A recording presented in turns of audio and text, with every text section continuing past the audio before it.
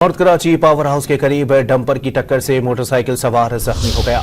हादसे के बाद मुश्तइल अफराद ने 5 डंपरों को आग लगा दी है। आपको बताएं कि नॉर्थ कराची पावर हाउस के करीब डंपर की टक्कर से मोटरसाइकिल सवार जख्मी हो गया है। हादसे के बाद मुश्तइल अफराद ने 5 डंपरों को आग लगा दी है। तफसीलात जानते हैं डॉन न्यूज के नुमाइंदे इमरान हफीज से। इमरान, बताइएगा क्या वाकया पेश आया है?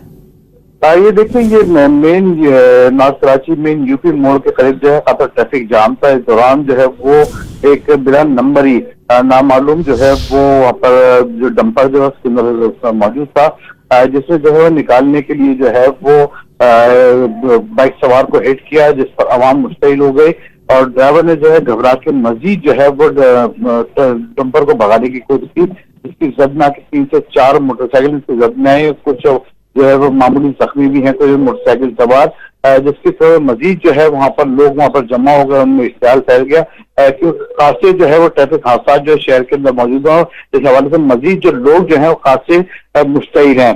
जिसके बाद जो है वहाँ पर लोगों ने जो मुश्तइल अफराद थे उसने यके बाद दीगरे मुतअद्दिद डंपरों को जो है वो आग लगा दी। इत्तलात गैर मुस्तक़िल इत्तलात ये है कि अब तक जो है वो वहां पर लोगों ने जो 5 डंपरों को है वो आग लगा दी है।